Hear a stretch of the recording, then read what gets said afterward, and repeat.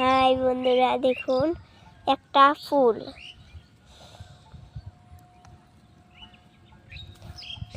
আমাদের পরিস্থিতি আপনারা অনেকেই বলছেন, তাই একটু দেখাতে এসেছি।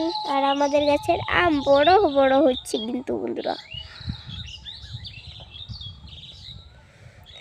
আম হচ্ছে, তাই আপনাদের একটা কুড়িয়ে কুল দেখাচ্ছি। কুড়িয়ে কুল অনেক বড় বড় আম হয়ে যাচ্ছে, তার জন্য আপনাদের এই যে দেখুন অনেকগুলো আম পড়েছে। দেখেন এই যে আমি তুললাম, দেখেন কত বড় বড় আম।